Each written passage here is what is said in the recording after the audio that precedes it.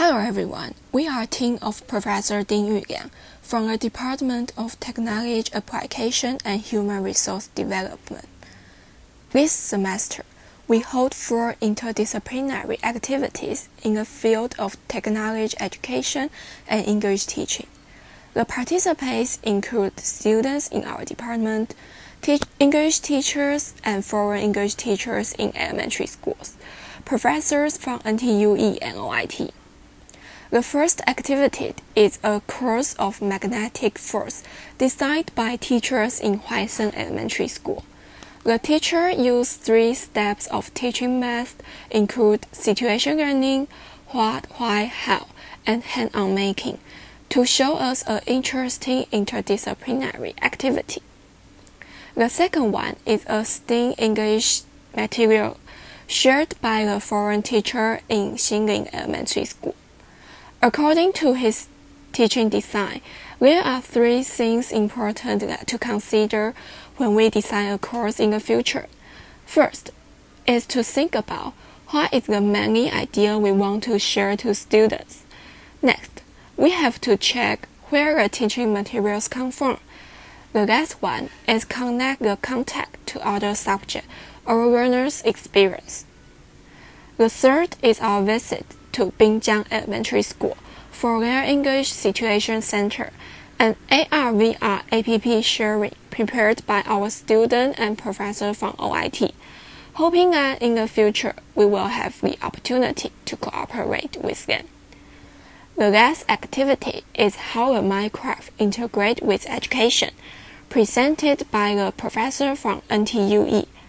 The ways to integrate technology and English teaching in the course are language of the game, language for the game, and language through the game. In the rest of our presentation, we will introduce the 4 interdisciplinary activities separately.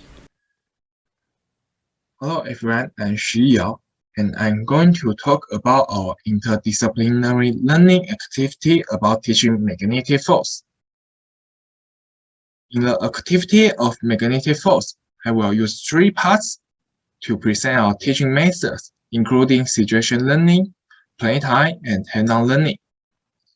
In the part of situation learning, we try to create a real situation. Then, the student can experience a real situation like, can we use magnet to attract paper? After that, maybe we will ask them, why can we success doing that? And why can we attract the paper clip, but we don't need to use magnet to directly contact it? In the next part, playtime, we try to use 3 steps to train students' thinking ability. Our method is to let them observe the phenomenon before asking questions. The sequence of what, why, and how is quite important. Observing the phenomenon and talking it is easy. Next, we hope they can think why the phenomenon appeared, and then they can associate the phenomenon with what we learned before, like we can use magnet to achieve doing it. After realizing the phenomenon of magnetic force, they can also learn the knowledge from hand-ons. Because they need to think how to use magnetic force, knowledge we just learned together before, to not only make but create a real thing. Hello everyone, I'm Chen Wanxing. Now I'm sharing a STEAM teaching material shared by the foreign teacher in Xinling Elementary School. It's called United Village. In this presentation, I will introduce what is United Village, how can it do, what can students learn, and some of my feelings. Before we talking about the setup of a United Village, I want to say a story. Try to think that far from the place you live, there has a village with no electricity power, and we have a mission to send the electricity power to the village. Then how could we do? This is an important part for a student because the questions that the student starts thinking. And here is one of the possible answers. The power produced from the hydro power plant then go to the city's electrical system through the power lines and finally arrive at the house. And after this is a method. After thinking about the method, we need to think how to do it. So the parts we need is the questions we need to think. And here we need a water wheel and some houses and some wires.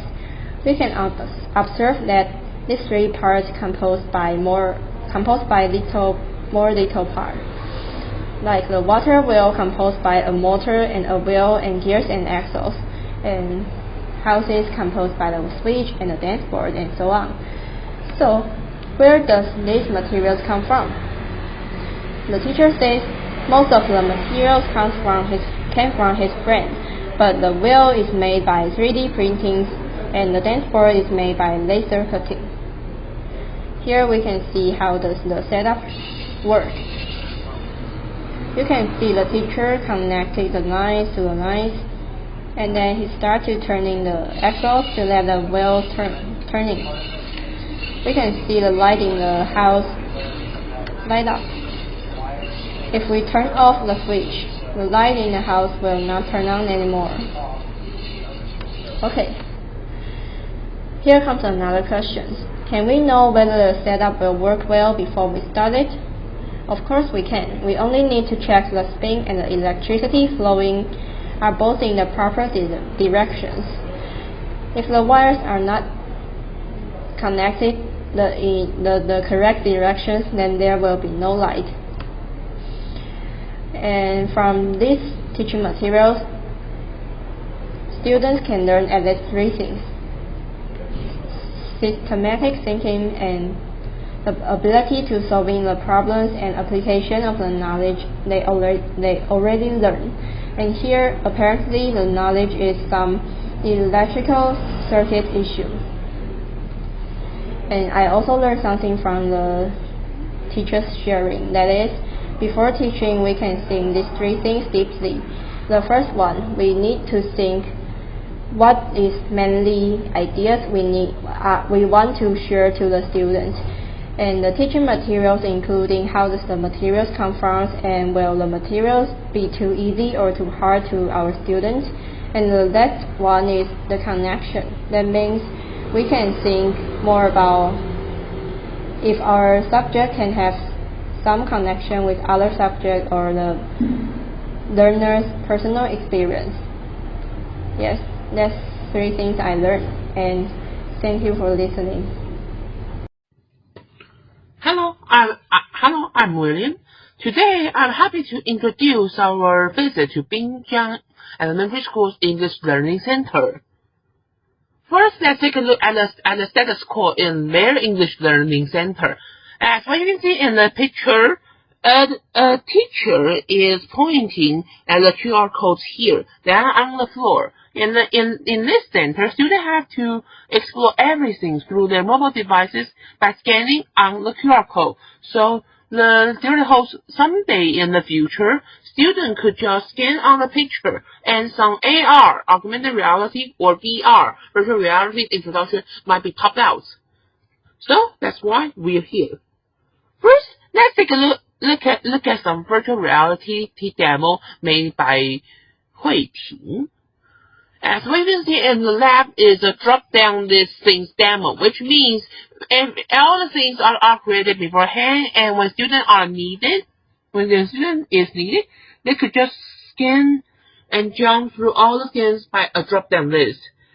As a contrast, we have a liner scan, which means students could change the thing through different stimulation points in everything that allows them to go back or go forward to another thing. It looks like a liner structure. Next is MapSing. Here are two examples. First is a MapSing game created by Lujiang Elementary School. They've used it as an introduction to their school when new students or new teachers came into their school. In NTNU, we've got another example here, is that we use the the virtual reality to create a game, a treasure hunting game, that to help the visitors to go through all these things in NTNU. Next are some AR demos made by us.